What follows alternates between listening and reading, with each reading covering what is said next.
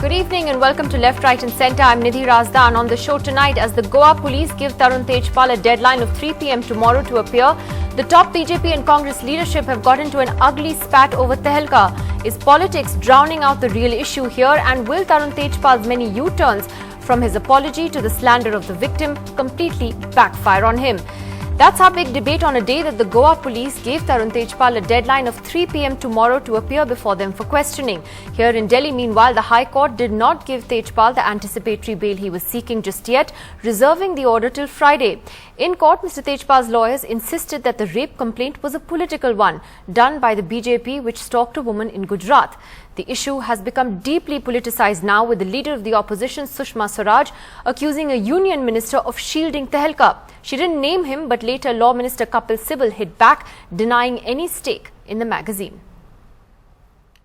No relief today from the Delhi High Court for rape-accused Tarun Tejpal. The decision on his anticipatory bail plea will come up only on Friday. The Tehelka magazine founder and ex-editor accused of raping a junior colleague in a lift will have to appear before the Goa Police tomorrow for questioning and may well be arrested there. Tejpal's lawyer said in court that though there may have been an indiscretion, there was no case for rape. They also alleged that registration of a rape complaint was abuse of power by the Goa Police, done at the behest of their political masters. The Goa Police, however, said it was an open and shut case, since Tejpal had himself admitted to his crime in a mail to the journalist allegedly raped. In court, Tarun Tejpal's lawyers argued that the party that is accused of stalking a girl in Gujarat is the same party that has an axe to grind with Tarun Tejpal and is using this case to get back at him politically. A few hours before Tejpal's court appearance, the journalist recorded a statement before a magistrate in Goa. अब इस लड़की ने हिम्मत दिखाई है और वो आगे आई है. Well, I told her, if you have the guts and if you feel that justice should be done, you come out in the open. Tejpal's contention that the case against him is a manifestation of the BJP's vendetta for Tehelka's exposés of its leaders has led to more allegations. Does Tejpal accept that he is a Congress stooge? Does he? Incident तो BJP सरकार का किया हुआ नहीं है, उसमें तो BJP सरकार इन्वॉल्व नहीं है. इंसिडेंट होने के बाद ईमेल बीजेपी सरकार ने नहीं लिखा है. 6 महीने के लिए रेजिग्नेशन ऑफिस से बीजेपी सरकार ने नहीं दिया है. Venue of the offence is selected by the person who commits the offence. My party has nothing to do with the venue of the offence. Sushma Swaraj tweeted that a union minister who is the founder and patron of Tehelka was shielding Tejpal. That person should have the courage to name me. What if I were to say, remember that image of that leader of the opposition with her head on, shielding the Reddy brothers? I don't even have a single share. No share has ever been allotted to me. 3 p.m. That's the deadline for Tarun Tejpal to appear before the Goa Police right here for interrogation. If he fails to do so, they could even issue a non-bailable warrant against him. But if he does appear, it is unlikely the Goa Police will arrest him, as they would want the Delhi High Court to decide on his plea for anticipatory bail. With Ketki Yangre in New Delhi and camera person Ranjit Biswas in Panjim, Tejas Mehta for NDTV.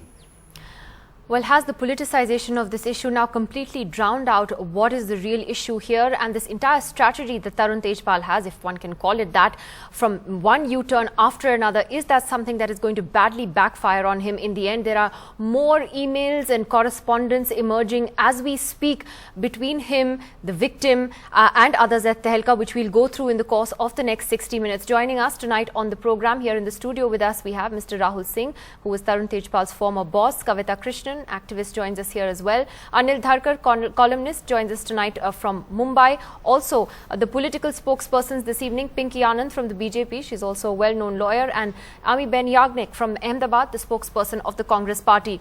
Pinky Anand, let me begin with you. Now, this is a story which I'm sure you feel strongly about, you know, as a woman, as a lawyer, that should have been about sexual violence against women.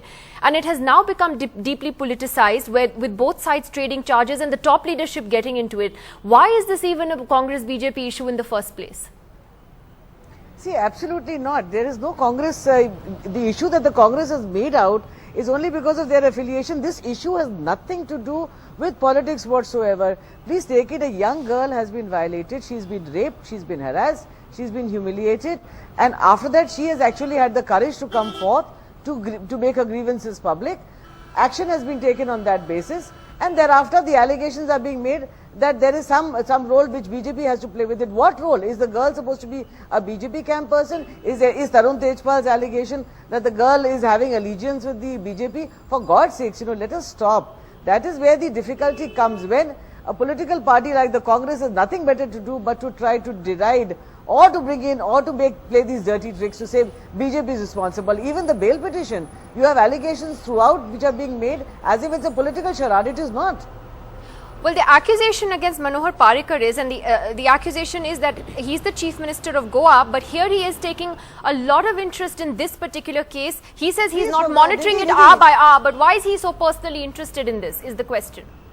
Nidhi, the question is, when you do not have the state taking action, as has not happened in a number of cases, the state government is blamed, the Chief Minister is blamed, the ministers are blamed.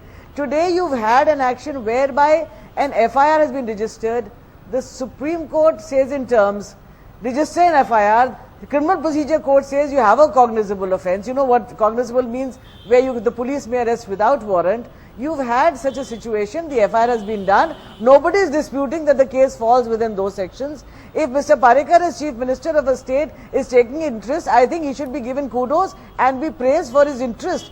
You've had a similar situation like Nirbhaya in Delhi, where the Chief Minister refused to do anything and in fact said, girls should go home, I can't secure my own daughter, so what can I do for the state? And you know the kind of public outcry that was there. In the face of all this, how can anybody possibly say that undue interest is being taken? Most cases go unreported. Most cases go where people do not have the courage to come forth. Here you've had a situation where the woman has come out, made public her grievance and her agitation. You've had a case where the state has stepped out and done everything that it's supposed to do. Let anybody say the state has done something it is not supposed to do. Kavita Krishnan though wants to come in on that point, and I have to say that many people, whatever the motive may be or whatever the politics may be in all of this, and there is plenty of it, a lot of people will say they really don't give a damn because they just want to see justice being done in this case. But Kavita, what were you disagreeing with as far as Pinky was concerned? No, my only concern here is that let's be very clear about what's the issue here. The issue is one of violence against women, and if that is the issue that's at stake, then it should not be drowned out. See, what all this is actually going to play in Tejpal's favor. The more you allow this discourse to become a political one, that's exactly the red herring that he's trying to do. That's exactly the deflection that he's trying to do. And I'm amazed that both the Congress and the BJP seem to be actually cooperating with that. I shouldn't be amazed actually, but that's exactly what they're doing.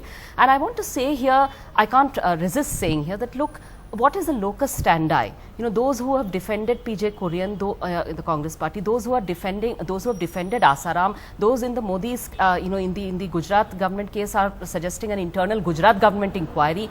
I mean, what locus standi do they have to talk about any kind of probity, any kind of honesty in dealing with such cases of violence against women? I don't think that's the case, and I really think that they should now keep out of it. They should move back, allow the law to take its own course. I don't have any quarrel with whatever the Goa Police should do, but the Goa Chief Minister should stop making political statements. This whole attempts to make political capital out of it is going to cloud the real issue that is at stake here and make it actually pose a challenge, pose a hurdle for the woman who is seeking justice.